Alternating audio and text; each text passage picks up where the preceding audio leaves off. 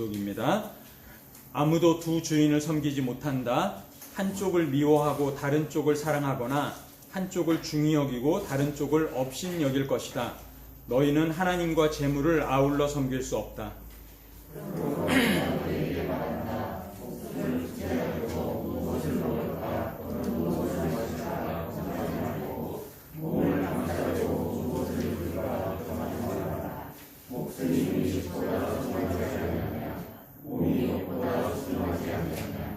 공중의 새를 보아라. 씨를 뿌리지도 않고 거두지도 않고 곳간에 모아들이지도 않으나 너희의 하늘 아버지께서 그것들을 먹이신다. 너희는 새보다 귀하지 아니하냐?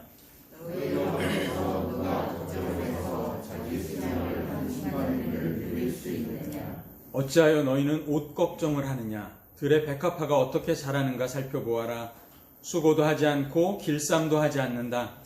그러나 내가 너희에게 말한다. 온갖 영화로 차려입은 솔로몬도 이 꽃 하나와 같이 잘 입지는 못하였다. 오늘 있다가 내일 아궁이에 들어갈 들풀도 하나님께서 이와 같이 입히시거든 하물며 너희들을 입히시지 않겠느냐? 믿음이 적은 사람들아. 그러므로 무엇을 먹을까 무엇을 마실까 무엇을 입을까 하고 걱정하지. 아멘. 네, 날씨가 많이 추워졌어요. 네, 우리의 이제 옷차림도 좀 두터워지는데 한 달밖에 안 남은 우리 2020년 잘들 마무리하시기 바랍니다. 1.5단계로 접어들었고 아마 곧 2단계로 올라갈 것 같아요. 걱정인데 2단계가 돼도 교회 예배가 아마 이 상태로 이어지지 않을까 싶기는 한데요. 하여튼 우리 코로나 상황에 대해서 우리 같이 좀 기도를 많이 해주시기 바랍니다. 여러분은 일주일 중에서 무슨 요일이 제일 좋으세요? 우리 송 집사님 일주일 중에서 무슨 요일이 제일 좋으세요? 금요일이. 그쵸? 대부분은 금요일을 좋아하세요. 금요일 저녁을 제일 좋아하시더라고요. 왜냐하면 다음날 쉬니까 토요일하고 주일하고 쉬니까 마음의 여유가 좀 있으신 것 같아요. 근데 저는 목회자라서 그런지 패턴이 좀 달라요. 저는 금요일 저녁부터 이제 부담이 훨씬 더 이제 가중이 되고요.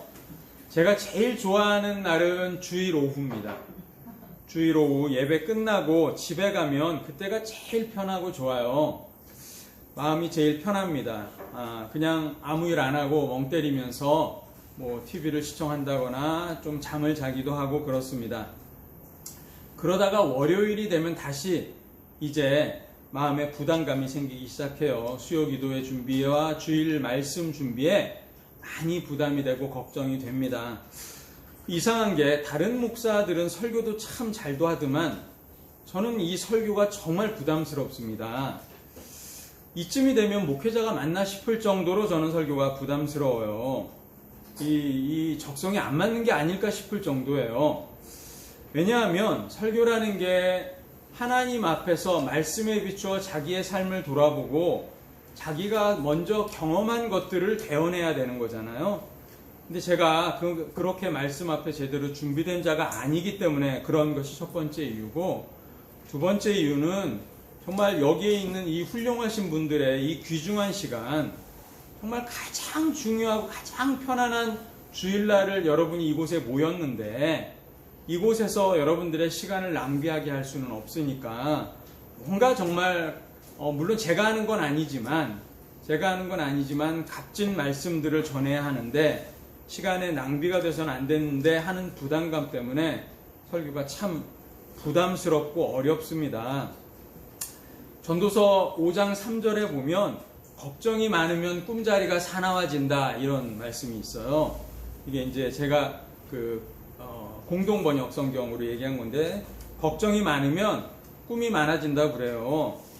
저도 그래서 그런지 요즘도 저는 꿈을 자주 꿉니다. 어떤 꿈을 꾸냐 하면 예배 시간이 됐는데 설교 원고 출력을 안 한 거예요. 이렇게 서 있는 거예요. 원고 없이. 이게 이제 원고 없이 어떻게 하나, 또는 예배가 시작돼서 저 백집사님이 꿈에 잘 나오는데요. 밖에서 찬양 인도를 하고 있는데 제가 설교를 아직 다 완성을 못한 거예요. 그래서 막 백집사님한테 부탁합니다. 조금만 더 끌어주세요. 저는 막 마무리를 하고 있는, 그런 꿈을 많이 꿔요. 한두 번 꾸는 게 아니에요. 자주 꿉니다. 그만큼 제가 설교가 부담스러운 거예요. 근데 저는 이 설교의 부담을 감히 바울의 가시다 이렇게 생각을 합니다. 뭐 그것과 비교할 수는 없지만 이런 선한 부담감이 있어서 저는 항상 설교를 준비할 때 초보자처럼 준비를 합니다. 오늘 제가 여러분께 드리려고 하는 말씀이 걱정하지 마라 이런 이야기예요. 그런데 이 걱정하지 마라 라는 말씀을 준비하면서 제 자신에게 먼저 물어봐요. 그래, 너는 그러면 말씀대로 걱정하지 않느냐? 걱정하지 않을 자신이 있느냐? 그럼 이 말씀 준비하고 나면 정말 걱정 안 할 거냐? 이렇게 물어봐요. 그런데 제 대답이 어떻겠습니까? 부끄럽죠. 그럴 자신이 있지가 않단 말이에요. 설교자가 먼저 말씀에 대한 확신이 있고 은혜를 갖고 그리고 그것을 실천하고 확신에 거하면서 말씀을 전해야 그 말씀이 능력이 있는 건데 그게 저부터도 안 되는 거예요. 이게 시작부터 걱정입니다. 그래서 오늘 말씀이 걱정하지 말라는 말씀을 준비하는 과정이 걱정스러운 거예요. 저는. 그래서 어쩔 수 없이 오늘 말씀도 저를 향한 말씀이 될 수밖에 없습니다. 말씀을 듣고 말씀을 준비하고 말씀을 선포하면서 저 자신에게 자꾸 이야기하는 거예요. 걱정하지 말아라. 자, 오늘 걱정하지 말라는 말씀에서 우리가 좀 확신을 갖고 여러분 모두 걱정, 근심, 코로나 블루에서 좀 벗어나서 활기찬 삶을 좀 살았으면 좋겠습니다. 오늘 말씀이 산상수훈에서 나오는 이어지는 말씀이에요. 근데 오늘 말씀 걱정하지 마라. 제가 아까도 말씀드렸지만 이 말씀이요. 매우 비현실적인 것처럼 느껴지거든요. 어떻게 보자면 몽상가의 잠꼬대 같은 소리입니다. 내용은 참 이상적이에요. 걱정하지 않으면 좋죠. 이 세상 살아가면서 아무 걱정 근심 없이 살면 좋죠. 그런데 이것은 마치 예수님이 현실을 몰라도 너무 모르고 하시는 말씀이다. 이런 생각이 드는 거예요. 그래서 좀 씁쓸합니다. 여러분 솔직히 지금도 벌어먹고 살기 어렵잖아요. 청년들 취업난의 시작이고 있고 비정규직이 뭐 몇천만이 넘는 시대 아닙니까? 그런데 지금으로부터 2000년 전이라면 그 당시 일반 대중의 궁핍함이라는 것은 지금과는 비교되지 않죠.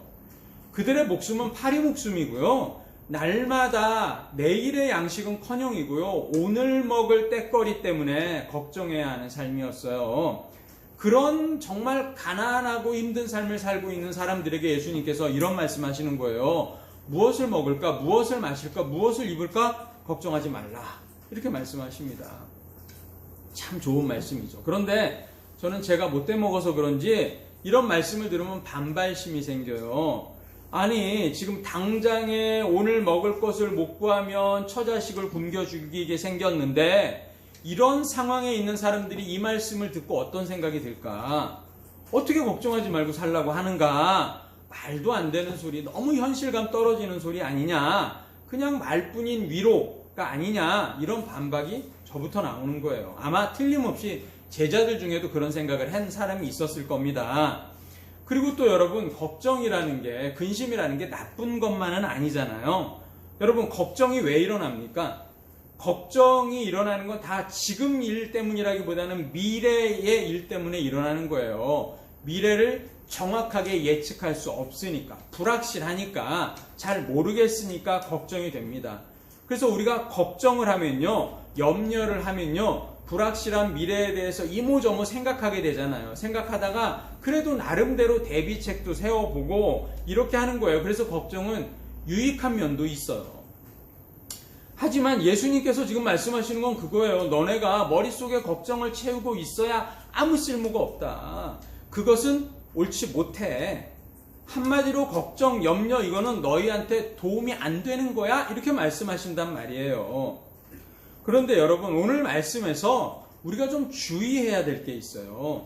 오늘 말씀을 우리는 일반적으로 걱정하지 마라, 근심하지 마라 이렇게 받아들이잖아요. 그런데 오늘 말씀은 그냥 모든 걱정, 이 세상에 존재하는 모든 걱정을 하면 안 된다. 그러면 죄인이야. 그럼 큰일 나. 너 만약에 걱정이 되면 너는 나쁜 놈이야. 너는 말씀에 순종하지 못하는 자. 이런 뜻이 아니에요, 여러분. 여기에 오늘 걱정하지 말라는 말씀은요. 제가 오늘 24절부터 읽었잖아요, 본문을. 이유가 있어요. 24절 말씀과 연결되는 맥락 가운데 걱정하지 말라고 하기 때문이에요. 그냥 걱정하지 말라 하나만 뚝 떼어서 하는 게 아니라 24절과 연결되는 지점에서 걱정하지 말라고 하시는 거예요. 우리는 이제까지 24절 이런 말씀 있죠. 너희들이 두 주인을 못 섬긴다. 두 주인이라 하면 하나는 재물이고 하나는 하나님인데 재물도 사랑하고 하나님도 사랑하는 거 그건 불가능하다. 재물을 사랑하면 하나님을 미워하게 되고 재물을 존중하면 하나님을 하찮게 여기게 된다. 업신여기게 된다. 그러니까 한 사람이 두 주인은 절대로 겸하여 섬길 수 없어. 요 말씀이 나오고요. 그 다음에 걱정하지 말라가 나오거든요. 근데 우리는 이제까지 그 둘을 따로따로 떼어서 생각을 해요. 따로 떼어서 그렇게 우리는 말씀을 들었었고 그렇게 생각을 했었단 말이에요.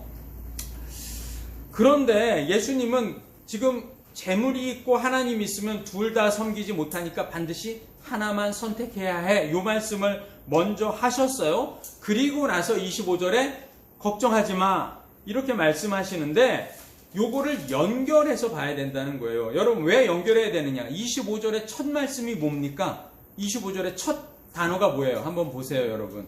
25절의 첫 단어? 그러므로 모든 성경 번역에 다 그러므로라고 나와요. 영어 성경에 다 therefore라고 나옵니다.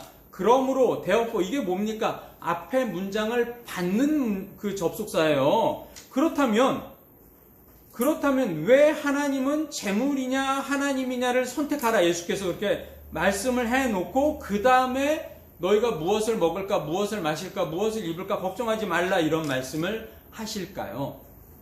이 말씀은요, 걱정하지 말라는 이 생활 지침은요 어디서 나오는 거냐면 너희가 재물이 아닌 하나님을 선택했을 때 걱정하지 말아라 라는 연결 지점에서 나오는 교훈이에요. 이게 포인트입니다, 여러분. 재물이 아닌 하나님을 선택한 자들, 재물을 포기한 자들, 그러니까 재물을 섬기지 않을 거니까 당장에 어떤 마음이 생깁니까? 나는 재물을 포기했어. 그럼 당장 뭐 먹고 살지? 어떡하지? 내일은 뭐 먹지? 오늘은 뭐 먹지? 뭐 입지? 뭐 마시지? 이런 걱정이 자연스럽게 들게 돼 있는 거예요. 그렇죠? 재물을 포기하고 하나님만 섬기겠다고 하니까 어떻게든지 재물을 섬기면서 재물을 많이 쌓으려고 해야 되는데 그게 아니니까 이런 걱정이 드는 겁니다. 그때 예수께서 말씀해 주시는 거예요. 너희가 하나님을 선택했니? 그렇다면 걱정하지 마. 왜냐하면 하나님이 이것들을 다 채워주실 거니까 하나님을 선택한 너희들에게 이거는 당연한 패키지로 딸려 나오는 거니까 걱정하지 마 이렇게 말씀하시는 겁니다. 그런데 여러분 이거를 뒤집어서 얘기하자면 또 이런 얘기입니다. 너희들이 재물을 선택한다고? 너희들이 재물을 선택해? 그러면 너희들에게 패키지로 나가는 선물이 뭐냐면 걱정과 근심이야 이런 말이기도 합니다. 재물을 선택한 자들은 걱정과 근심을 하게 된다는 의미도 있어요. 여러분 재물을 선택한 자들의 사고방식은 뭡니까? 가치관은 뭡니까? 세계관은 뭡니까? 재물이 중심이 되잖아요. 그들은 둘로 분류됩니다. 재물이 많은 자, 재물이 없는 자, 부유한 자, 가난한 자 이렇게 둘로 분류가 되게 되는 거예요. 그런데 부자이든 가난한 자이든 상관없이 그들이 재물을 섬기게 된다면 재물이 그들의 삶의 중심이 된다면 그들은 어쩔 수 없이 걱정의 종이 되게 돼 있다는 거예요. 근심과 걱정과 염려의 종이 된다는 겁니다. 그러니까 예수님 말씀은요, 걱정과 근심과 염려라는 것은 인간이 재물을 섬긴다고 했을 때 따라오는 패키지야. 그러니까 그것은 너의 인생을 좀먹는 거니까 너희들은 하나님과 재물 중에 재물을 섬길래? 마음대로 해봐. 그럼 걱정과 근심 가운데 살아가는 거야. 하나님을 섬길래? 그래, 잘하였다. 그러면 너희들은 이제 걱정할 필요가 없어. 이런 말씀을 하고 계시는 거예요. 하나님을 섬기는 성도들의 이 세상살이에 대한 걱정, 이것에 대해서 예수님의 견해는 확실합니다. 아주 분명해요. 예수 믿는 사람들, 하나님을 나의 중심으로 섬기겠다고 결심한 사람들에게 이 세상살이에 대한 걱정은 죄악이라는 거예요. 예수님 말씀은 죄악이래요. 이 세상살이에 대한 걱정은 인생에서 아무 도움이 되지 않는 무익한 거래요. 그리스도인들에게 이 세상살이에 대한 걱정은요, 어리석은 일이래요. 지혜로운 그리스도인들은 결코 할 필요가 없는 일이라는 겁니다. 이거 하나씩 한번 찾아볼게요, 여러분. 누가복음 21장 34절에 예수님께서 이런 말씀하세요. 누가복음 21장 34절에 예수님이 말세 때 성도들이 빠지기 쉬운 죄악 3가지를 말씀을 하시는데요. 이렇게 되어 있습니다. 제가 읽어드릴게요. 찾아보시고 눈으로 보세요. 너희는 스스로 조심해서 방탕과 술 취함과 세상살이의 걱정으로 너희 마음이 짓눌리지 않게 하고 그날이 덫과 같이 너희에게 닥치지 않도록 하라. 그러니까 너희가 말세가 되면, 마지막 되면 그리스도인들인 너희는 스스로 조심해서 방탕, 술 취함, 세상살이의 걱정의 죄를 짓지 마. 그것들을 짓게 되면 너희들의 마음이 짓눌려서, 너희들의 마음이 둔해져서 그날이 너희들에게 덫과 같이 오는 거야. 갑자기 와서 너희가 피할 방법이 없어.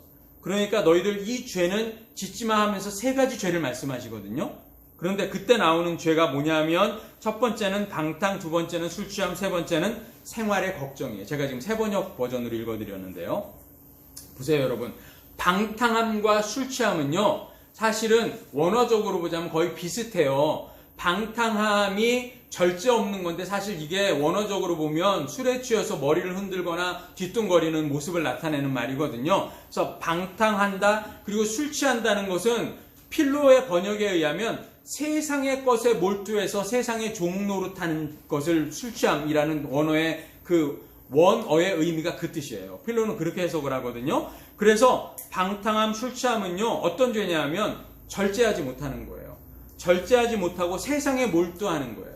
세상을 몰두하면서 세상을 쫓아가는 죄를 짓는 거예요. 하나님이 아니라 세상을 쫓는 죄를 짓는 것. 이게 2가지 죄고요.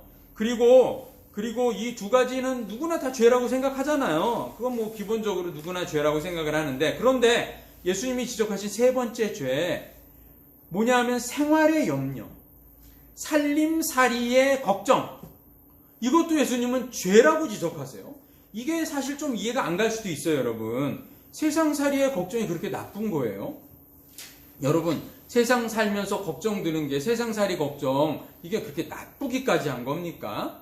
현대사회에서 누가 세상살이 걱정해서 예외가 있겠습니까? 부자라고 예외일까요? 부자는 지켜야 될 게 더 많으니까 훨씬 더 걱정이 많은 사람들이에요. 가난한 사람도 마찬가지고 부자도 마찬가지고 다 걱정, 근심이 있죠. 세상살이에 대한 걱정과 근심이. 현대사회에서 걱정하고 염려하는 것은요, 유비무환의 차원에서 당연한 것이기도 해요. 그걸 죄라고 아무도 생각하지 않아요. 그런데 예수님이 지금 틀림없이 말씀하세요. 세상살이에 대한 걱정은 죄다. 어떤 죄하고 똑같을 만큼의 죄냐면 세상에 몰두해서 술 취해서 절제함 없이 살아가다가 하나님에 대하여서 둔하여지는 그런 죄하고 똑같은 죄다. 이렇게 말씀을 하시는 겁니다. 이 죄는요, 우리를 둔하게 만든대요. 우리의 신앙적인 영역을 둔하게 만들어서요, 하나님의 나를 분별하지 못하게 하고요, 그날이 덫과 같이 임하게 만든다는 거예요. 그러니까 세상살이에 대한 걱정은요, 우리의 영과 육을 망치는 거라는 겁니다. 그러니까 세상살이에 대한 걱정은 하나님의 자녀들에게 있어서는요, 해도 되고 안 해도 되고 하는 게 아니라는 거예요. 우리는 지금까지 세상살이에 대한 걱정은 해도 되고 뭐 안 하면 좋고 이런 거라고 생각을 했는데, 그게 아니라 절대로 하면 안 되는 거래요. 왜냐하면 그것은 죄이기 때문에. 죄를 알면서 짓는 것은 나쁜 짓이잖아요. 그러니까 우리는 그것은 선택의 문제가 아니라 반드시 따라야 할 명령입니다. 죄를 짓지 말아야 합니다. 세상살이에 대한 염려, 근심, 걱정하지 말아야 해요. 2번째로 예수님은요, 세상살이에 대한 걱정을 우리 삶에서 무익한 거라고 말해요. 걱정하는 것 무익한 거다. 아무 도움이 안 되는 거다. 그게 첫 번째는 죄다 이렇게 말씀하셨고요. 2번째는 무익한 거다 말씀하세요. 우리가 아무리 걱정하고 니네가 아무리 염려한다고 해서 그 문제는 해결되지 않는다는 거예요. 하나님이 하실 영역이라는 거예요. 아무 소용이 없다는 겁니다. 오늘 보면 27절에 그 말씀을 주님이 강조하시는데, 너희 가운데 누가 걱정해봐라.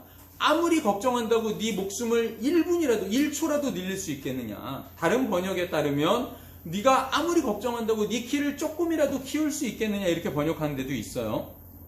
예수님 말씀은 우리가 아무리 세상살이에 대한 염려하고 걱정하고 근심을 한다고 해도 그것은 아무짝에도 소용없는 일이다. 해봤자 쓸모가 없다. 그러니까 너에게 아무 유익도 주지 못하는 그 일을 하지 말아라. 그것은 안 해야 하는 거다. 이렇게 말씀하십니다.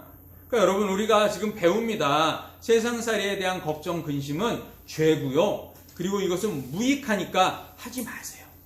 할 필요가 없다는 거예요. 여러분이 그것 때문에 걱정해가지고 문제가 해결되지도 않는데요. 하지 마세요. 세 번째로 예수님은요, 이 세상살이에 대한 걱정, 그리스도인 하나님을 섬기겠다고 결심한 자들의 세상살이에 대한 걱정은 어리석은 짓이다, 이렇게 말씀하세요. 34절을 보시면요, 주보의 새 번역으로 한번 보세요. 그러므로 내일 일을 걱정하지 말아라.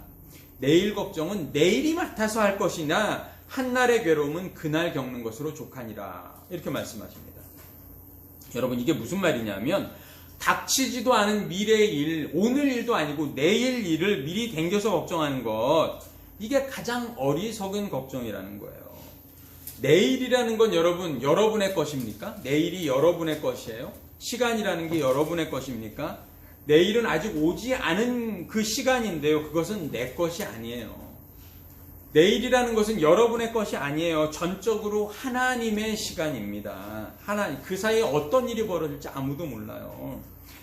아직 오지도 않았고, 그리고 내 것도 아닌 일 때문에, 내 것도 아닌 시간에 벌어질 일 때문에 미리 걱정하고 근심하고 네 마음을 녹이고 쇠하게 할 필요가 있냐는 거예요. 그것은 어리석은 일이래요. 어리석은 자들이 하는 일이랍니다. 여러분, 혹시 이런 걱정하세요? 나 정년 지나고 나면 어떻게 먹고 살지? 우리 자녀 직장 해결돼야 되는데 이거 어떡하지?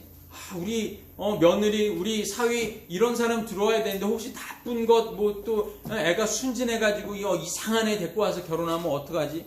이런 걱정하십니까? 여러분, 이런 거 무익하다는 거예요. 쓸모없다는 거예요. 해봤자 여러분만 피곤하게 하고요. 아무 도움이 되지 않는다는 겁니다. 어리석은 짓이래요. 여러분, 젤린스키라는 작가가 이 세상에 존재하는 걱정을 나눈 거 5가지로 나눈 거 여러분 아시잖아요. 이 여러분들이 하는 걱정의 40%는 절대 일어나지 않을 일들에 대한 걱정이래요. 절대 일어나지 않을 일. 나머지 30%는 이미 일어난 일인데 그것에 그냥 괜히 집착하면서 하지 않아도 될 걱정을 하고 있는 일이래요. 그럼 70%는 의미 없는 걱정이에요. 나머지 22%는 걱정할 필요도 없는 아주 사소한 거, 그냥 넘어가도 되는데 괜히 걱정하고 있는 거래요. 그러면 얼마예요? 92%가 지금 필요 없는 걱정입니다. 걱정의 4%는요, 네가 걱정해도 절대로 해결되지 않을 일이래요. 그러니까 그건 걱정할 필요가 없는 거예요. 그럼 96%가 걱정해 해봤자 아무짝에도 쓸모없는 걱정을 하고 있는 거래요. 젤린스키 얘기는 4%만 좀 유의미한 걱정이랍니다. 우리의 걱정의 96%가 걱정을 안 해도 달라질 게 없는, 아무런 영향을 끼치지 못하는 그런 쓸데없는 걱정이라고 세상 사람들도 알고 있어요. 걱정은 무익한 거예요. 그런데 예수께서 우리에게 말씀으로 명령하시는데 우리가 굳이 그것을 붙잡고 있을 필요가 없잖아요. 여러분, 그죠? 무익한 걱정, 어리석은 짓 하지 맙시다. 여러분, 31절 오늘 본문을 보시면 가난한 제자들에게 예수님이 무엇을 먹을까, 무엇을 마실까, 무엇을 입을까 걱정하지 말라, 이런 말씀하세요. 그러나 예수님은 자신이 어떤 말씀을 하셔도 이놈의 제자들은 내 말을 제대로 못 알아들을 거야, 내 말을 제대로 따르지도 않을 거야, 이거 잘 알고 계셨어요. 한두 번입니까? 얘기한다고 들어먹지도 않아요. 잘 변하지도 않아요. 3년을 데리고 있었어도 여전히 동일합니다. 그래서 예수님께서는요, 그들에게 이 예수님의 말씀을 듣고도 믿고 순종하지 못하고 여전히 걱정하고 있는 그들에게 이 그들의 현실을 보시면서 우리가 걱정하지 않으려면 걱정을 피할 수 있는 어떤 팁을 가르쳐 주세요. 어떻게 하면 걱정을 피할 수 있느냐? 그냥 내 말만 해서 니네가 잘 못 알아듣고 잘 못 믿으니까 이 팁을 한번 니네가 이용해서 걱정을 벗어나 봐라, 이렇게 말씀하세요. 그게 뭡니까? 26절에요 보시면요, 하나님이 뭐라고 말씀하시냐면 걱정하니 공중의 새를 봐, 이러시죠. 여러분, 28절에 걱정하니 들의 백합화를 봐, 이렇게 말씀하세요. 여러분, 30절에 너 걱정하고 있니? 들풀을 봐. 이렇게 말씀하십니다. 그리고 나서 30절 하반절에 믿음이 적은 사람들아. 이렇게 말씀하세요. 여러분, 걱정을 이겨낼 수 있는 하나님, 예수님의 팁이 뭐였습니까? 뭘 보래요? 공중의 새를 보고, 들의 백합화를 보고, 이름 없는 들풀을 보래요. 이게 뭘 보라는 겁니까? 자연 만물을 보라는 거예요. 하나님의 섭리 가운데에서 규칙적으로 유지되고 있는 이 생태, 이 자연 만물, 하나님의 영광을 반사하고 있는 이 우리 주변을 둘러싸고 있는 이 모든 만물들을 보라는 거예요. 이것들을 보게 되면 우리가 깨달을 수 있다는 겁니다. 뭐를 깨달을 수 있어요? 우리가 자연 만물을 보면서 뭐를 깨닫습니까, 여러분? 자연 만물을 보게 되면 뭐를 깨닫게 됩니까? 로마서 1장 19절에 여러분, 하나님은요 어떻게 하셨냐면 만물을 통해서 자신을 알만한 것들을 사람들에게 이미 주셨다고, 계시하셨다고 말씀하세요. 로마서 1장 19절에 그런 말씀이 나옵니다. 너희가 만물만 제대로 봐도, 자연만 제대로 봐도 하나님이 살아계시고 하나님이 이 세상의 주인이시라는 것을 능히 알 수 있는다. 근데 너네가 하나님을 모른 채 하고 있구나. 자연을 보면 하나님, 지금 예수님이 이들에게 뭐 새를 봐라, 백합화를 봐라, 들풀을 봐라, 이게 뭡니까? 자연을 보면서 뭐를 알라는 거예요. 이 자연 만물을 섭리 가운데 이끌고 계시는 바로 그분 하나님을 깨달으라는 얘기예요. 하나님을 깨달으라. 그렇게 되면, 하나님을 제대로 알게 되면 너희가 더 이상 무엇을 먹을까 마실까, 무엇을 입을까 걱정할 필요가 없다는 거예요. 내가 재물과 하나님 중에서 하나님을 선택하기로 했어. 이렇게 결심했는데, 하나님을 선택했는데 하나님을 잘 모르는 거예요. 그러니까 무슨 생각이 들어요? 걱정이 되고 근심이 되는 거예요. 하나님을 선택은 했는데 이게 잘 될까? 하나님이 이런 걸 잘 해줄까? 이게 이런데 이 선택이 잘못된 선택이면 어떡하지? 이거 주일이면 맨날 놀러 가지도 못하고 맨날 교회만 갔는데, 평생을 이렇게 살았는데, 제대로 술 한 번 제대로 못 먹어보고, 옆에 여자 끼고 뭐 어디도 못 가봤는데, 평생을 이렇게 살았는데 죽었는데 하나님 없으면 어떡하지? 이거 얼마나 억울하겠어요. 그런 마음이 있으니까 여전히 걱정되고 근심되는 거예요. 그때 예수님께서 말씀하시는 거예요. 자연 만물을 봐. 이것을 통해서 하나님이 나타나시잖아. 하나님의 영광이 반사되고 있잖아. 하나님을 제대로 알면 너희들 걱정할 필요 없어, 근심할 필요 없어, 이 말씀을 하시는 겁니다. 그러면 여전히 걱정하고 근심하는 사람들은 뭐예요? 믿음이 적기 때문이래요. 예수님의 결론은 그거예요. 여전히 걱정하고 근심하는 너희들 믿음이 적구나. 믿음이 적다는 게 무슨 말일까? 믿음이 적은 자들아, 예수님께서 말씀하시는데 그게 무슨 말일까요? 이걸 찾아봐도 또 답이 나옵니다, 여러분. 믿음이 적은 자들아 라는 이 예수님의 말씀이 마태복음에 5번 나와요. 5번 나오는데 오늘 본문에 1번 나오고요. 그 다음에 4번을 한번 찾아보면 답이 나옵니다. 마태복음 8장에 보시면요, 예수님과 제자들이 함께 배를 타고 가는데 풍랑이 일어요. 근데 예수님은 주무시는데 제자들이 난리가 납니다. 아이고 큰일 났네, 우리 죽게 생겼네. 막 와가지고 막 지네들이 어떻게 해보다 정 안 되니까 이제 예수님한테 와서 도와주세요, 살려주세요 하잖아요. 그때 예수님이 그들에게 뭐라고 말씀하세요? 믿음이 적은 자들아, 이렇게 말씀하십니다. 믿음이 적은 자들, 이게 무슨 뜻일까요? 야, 너희들은 나와 함께 있는데, 내가 너희와 함께 있는데 너희들은 왜 나를 보지 못하고 풍랑을 보니? 나는 평안하게 잠자고 있는데 너희들은 왜 나를 보지 못하고 풍랑을 봐서 두려워하니? 나를 믿고 나를 확신하고 나를 보면 두려워할 게 없잖아, 이 말씀이에요. 너희들은 나를 보지 못하는구나, 이 믿음이 적은 자들아. 믿음이 제대로 있으면 예수를 볼 줄 알아야 된다는 거잖아요. 하나님을 볼 수 있어야 한다는 거잖아요. 마태복음 14장에 보시면요, 베드로가 물 위에서 예수님이 물에서 걸어오시는 걸 보고 저도 걷게 해주십시오. 그러니까 예수님이 이리 와, 그래서 이제 걸어가요. 걸어가다가 말고 베드로가 갑자기 주변을 보더니 슬슬슬슬 물속으로 빠져듭니다. 예수님이 건져주시는데요. 이때 예수님이 베드로에게 하신 말씀이 이 믿음이 적은 자야, 이렇게 말씀하십니다. 이게 무슨 말이에요? 너가 예수님의 말씀을 믿고 예수님을 바라보면서 걸어올 때 무리를 걸었어요. 뜨겁게 말씀을 믿고 신뢰했던 거예요. 무리를 걸을 정도로. 그런데 조금 시간이 지나니까요, 예수님이 안 보이고 뭐가 보여요? 물이 보여요. 거센 물살이 보여요. 말씀이 갑자기 의심스러워져요. 내가 이거 계속 걸 수 있나?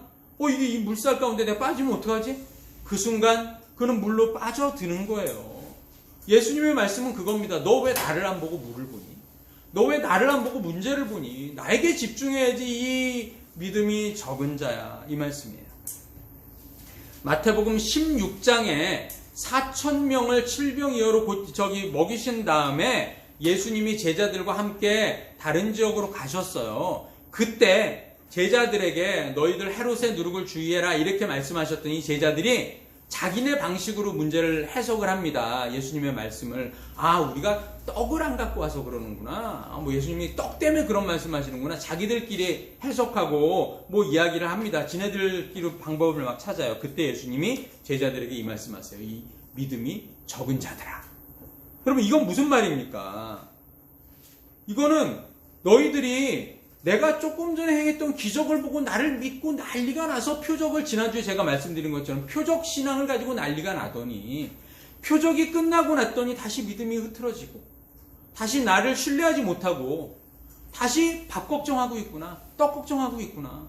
떡을 안 갖고 와서 예수님이 저러는 거야. 우리가 어떡할까 막 이러고 있거든요. 니네들 내가 너희들을 먹이는 자였었다는 거 잊어버렸구나. 나를 제대로 못 보고 있구나. 나를 제대로 못 신뢰하는구나. 지금 이 말씀하시는 거예요. 믿음이 적은 자들아. 마지막 하나가요.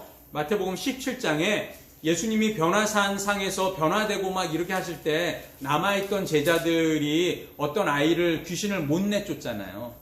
그래서 예수님이 와서 귀신을 내쫓아 주시는데 그때 제자들이 묻습니다. 우리가 왜 못 내쫓아요? 그러니까 그때 제자들에게 이런 말씀을 하세요. 이 믿음이 적은 자들아. 내가 언제까지 너희와 함께 있어야 하겠느냐. 이 믿음이 적은 자들아. 이런 말씀하세요. 이게 뭡니까? 예수님 그 제자들이요. 예수님이 함께 있지 못하니까 자신들의 힘으로 귀신을 내쫓으려고 했던 거예요. 예수님이 함께 있지 않으니까. 자신들이 이제까지 해왔던 어떤 습관, 자신들의 능력을 가지고 한번 귀신을 내쫓아 보려고 했던 거예요. 그러니까 안 되죠. 예수님이 뭐라고 말씀하시냐면요. 다른 그 마태복음 말고 마가복음이나 이런 데 보시면 기도 외에는 이런 능력이 나가지 않는다 이래요. 이게 무슨 말이냐면요. 믿음이 적은 자가 기도를 통해서 하나님을 의지해서 귀신을 내쫓았으면 내쫓았는데 그러지 않은 거예요. 자신의 능력으로 했다는 거예요. 그것을 가르쳐주는 얘기거든요. 그러니까 예수님을 의지하고 하나님을 의지하고 온전히 그분을 바라보면서 귀신을 내쫓았으면 쫓았을 텐데 그걸 못했다는 거예요. 그러니까 믿음이 적은 자라는 겁니다. 하나님을 보지 않고 하나님을 신뢰하지 않는구나 이 이야기입니다. 믿음이 적은 자들은요. 예수님을 보는 게 아니라 세상을 봅니다. 예수님을 보는 게 아니라 문제를 봐요. 신앙이 표적을 보면 열광하지만 시간이 얼마 지나지 않았을 때부터 그대로 또 수그러듭니다. 지속적이지 못해요. 열광적이지만 곧 의심하고 기도하지 않고 자기 힘으로 문제를 해결해 보려고 애썼다는 겁니다. 다들 믿음이 적은 자들의 특징이에요. 그러니 여러분 우리가 믿음이 적은 자가 아니라 정말 겨자씨 하나만큼의 믿음이라도 가진 자가 되려면 어떻게 해야 됩니까? 답이 나오죠. 어떻게 해야 됩니까? 걱정하지 않으려면, 믿음이 적은 자가 되지 않으려면 여러분 어떻게 해야 될까요? 기도해야 된다. 김현수 집사님 맞습니다. 또 하나님을 봐야죠. 주를 주목하셔야 된다고요. 세상을 보고 문제를 볼 게 아니라 하나님을 보면 된다고요. 그러면 믿음이 적은 자에서 벗어나서 겨자씨만한 믿음이라도 가진 자가 되는 겁니다. 오늘 본문에서 예수님이 염려하지 말라고 하시면서 우리 시선을 어디로 돌리라고 말씀하시냐면 하나님께로 돌리라 이런 말씀하세요. 여러분 26절 보세요. 26절에 예수께서 너희가 이거를 봐라 해놓고서 그 다음에 누구를 언급하시냐면 너희 하늘 아버지께서 그것을 먹이신다. 그걸 보라는 거예요. 뭐를 봐요? 하나님을 보라고요. 하나님이 그걸 먹이시는 걸 너 봐. 이 말씀하세요. 30절에 보면요. 하나님이 이와 같이 입히신다 이렇게 말해요. 무슨 말입니까? 하나님을 보라는 거예요. 그 꽃을 입히시는 하나님을 주목하라. 32절에 너희 하늘 아버지께서는 이 모든 것이 너희에게 필요하다는 것을 아신다.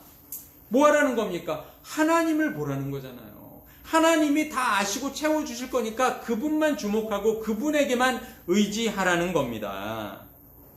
우리에게 오직 하나님만 바라보고 하나님만 전적으로 의지하라고 예수님이 권유하세요. 명령하세요. 믿음이 적은 자가 되지 말고 제대로 된 믿음을 가진 자가 되라고 하시는 말씀입니다. 여러분, 우리가 세상살이를 걱정하는 근본적인 이유가 뭐예요? 우리가 세상살이를 걱정하는 근본적인 이유가 믿음이 없어서죠. 믿음이 없어서요. 이 문제를 내가 해결하려고 하니까 그러는 거예요. 그래서 걱정이 되는 거예요. 이 문제를 여러분 어릴 때 우리 애들 키울 때 한번 생각해 보세요. 애들은 우리 아버지가 슈퍼맨이고 하나님인 줄 알잖아요. 애들은 걱정 근심이 없어요. 아, 오늘 저녁에 뭐 먹을까? 이거 우리 아버지가 돈 제대로 벌어 올라나? 이거 회사 가서 제대로 일은 하고 있나? 이런 걱정 안 하죠. 그냥 아버지한테 뭐 해달라고 그러면 해주시잖아요. 엄마한테 뭐 해달라면 해주잖아요. 그분을 믿으니까 100% 신뢰하니까 걱정이 없어요. 근데 우리는 왜 걱정하느냐? 내가 해야 되니까. 정년이 지나고 나면 내가 어떻게 지금 이거 돈을 모아놔가지고 내가 이걸 어떻게 해가지고 적립을 해가지고 내가 먹고 살아야 되는데, 야, 이거 큰일 났네. 이거 모아놓은 돈은 없고 어쩌란 말이냐. 내가 해야 되니까. 우리의 모든 걱정은 내가 해야 하기 때문에 생기는 거예요. 내 능력과 내 선택에 달려있다는 자기 확신 때문에 생기는 거라고요.